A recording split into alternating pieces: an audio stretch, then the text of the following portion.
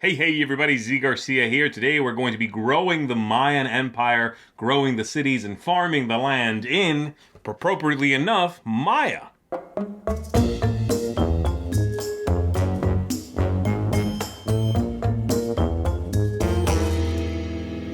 This is a tile laying game in which on your turn you are going to be adding tiles face up to represent different goods that you are farming. You're going to get victory points for that and try to surround cities.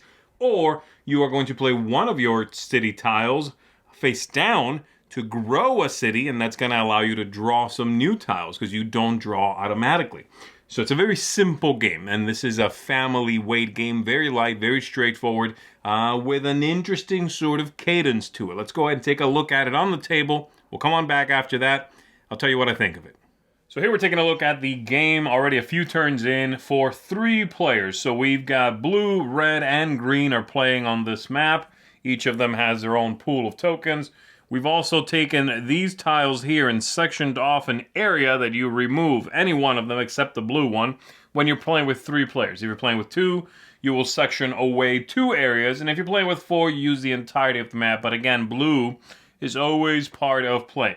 So the players have already taken a few turns, like I said, and in the game on your turn, you are going to do one of 2 things, and then after that, possibly score one of these areas with a temple. So on your turn, you are going to add tiles to the board, or you are going to grow one of these cities, and after doing so, draw more tiles. So right now, it's going to be Green's turn, and on your turn, if they want to add tiles, you can add them anywhere you want to as long as it's adjacent to another tile already played on the board. And the tiles have different figures on it, right? So you've got corn, and you've got squash, and potatoes, peppers. So when you play this, you can play, like I said, adjacent to anything you want. If I play it out here, for example, I am going to, after playing them, and I can play as many as I want as long as they're the same kind. So I've only got the one corn right now, but if they were both corn, I could play them both. I'm going to score 1 victory point for every symbol I just played, as well as every symbol of the same kind adjacent to what I just played, as long as it's my color. So right now, if I play that corn there, I get 1 single victory point for green. If instead this looks like this, and I played this one here, I would score 1, 2, 3, 4 right now, and so on. And then after I do that, so instead I'll go ahead and put this corn over here. I'll score my 1 victory point for green there. And then after that's done, if a place is completely surrounded with the edge of the board, the edge we've created, or player tokens, player tiles, then we are going to score that area. And it's going to score based on the size of the city. In this case, we're looking at 3 tiles there. And whoever has the most of their own color tiles around it will get first place, 12 points. Second place will get 6 points in this case. So blue is going to get 12 if I do that. They're going to go to 18. And then green, the one I just played there, is going to get 6. 1, 2, 3, 4, 5, 6. And that is it. You do not replenish your tiles automatically. Then red will play, and red has a bunch of tiles here. They are going to play quite a few of them. One other thing that is going to happen is when you play a tile adjacent to one of these possible temple locations, you immediately put out one of those tiles. These are just double-sided. They're nothing. They just mark that the city is now started, and then you put a temple on that.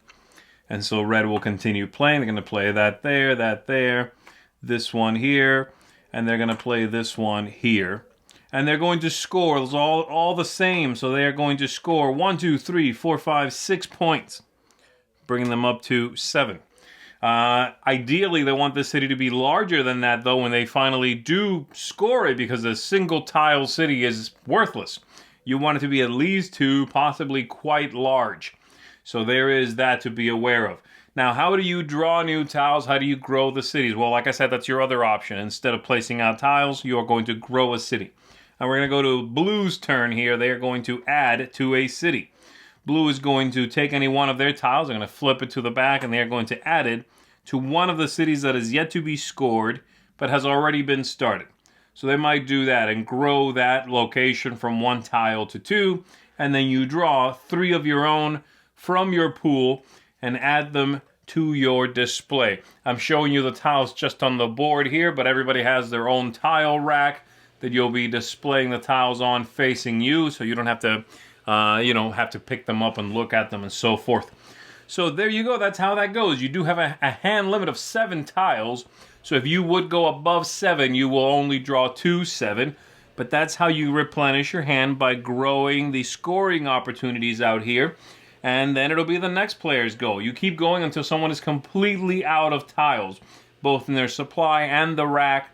The game is going to end immediately. Now, any city at that point that has not been scored, completely surrounded and scored, will not be scored. And then you figure out who's got the most points at that moment in time. And that is pretty much the game. So your scoring points for surrounding locations and your scoring points for making large groups of your own tokens that have the same symbol. And you want to add to them later on if you can, because you'll score all the other ones that are adjacent to it as well. So later on, if red is able to play here, they'll score not just 1 point for that coin, but 1, 2, 3, 4, 5, 6, 7. That's really juicy. They'll be able to get a whole lot of points that way. Hopefully that gives you enough of an idea of how the game works to make sense. Let's go ahead and go back up top, and let me tell you what I think of it. All right, there we go. That is Maya. Let's talk about this a little bit more. Overall, I like this game. It feels like a throwback to games that had this kind of simplicity and weight and sort of interest between, things to think about versus rules you had to learn. It makes me think of games from like the early 2000s. This feels to me like an older Michael Schott game, a designer I really enjoyed, and I thought his games around that time were fantastic. This makes me think of that. And so I like it. Here's what I think of it with a little more detail, all right? I'll tell you a couple of things I thought were a little weak, and we'll end strong. The thematic ties here are very weak. The game is basically an abstract game. I do wish there was a little more pizzazz to the whole thing, but I understand that's the kind of game it is. So not a big deal, but be aware this isn't splashy. And then the replayability, I think, is just okay because the game is so simple. If you play this a lot, you are going to burn out on it. You're no longer going to find anything surprising in it. There's just not that many surprises in the game. It's not that kind of activity. Everything else I do enjoy. I think the aesthetics are nice for the most part. The game has a lot of sort of brown and earth tones in it, and I do wish there was a little more, again, pizzazz to the look of the whole thing, but it's well made and the tiles are nice quality. The game length is solid. This is a quick game. It's punchy. You're not going to find the game drawing out. The end game is always in sight, and it has a nice end game trigger as well. I liked it. Ease of play, very simple, very clean. Like I said, old school Euro game where you can teach in 5 minutes, and the things you think about are a little deeper than the amount of rules you had to ingest. And then lastly, tactics and strategy and luck. It's a nice balancing act. I think there's some luck with the tiles you are drawing, but the idea of making a bigger scoring opportunity out there available that might go to someone else in order to draw more of your own tiles and give you more flexibility, that's a classy, clever touch. And so I like this game quite a bit. Not a whole lot else I'm going to say about it. This is one that should be very readily apparent whether it's something for you or not. And my bottom line here is this gets a 7 out of 10, which is a seal of approval. I like it. I think it's a neat design. Like I said, kind of a throwback. And there's a certain charm to that, which I found quite appealing. So there you go. That is Maya, 7 out of 10 from me. Check this one out, folks. I'm Zee Garcia. I'm going to see you on the next one. Bye-bye.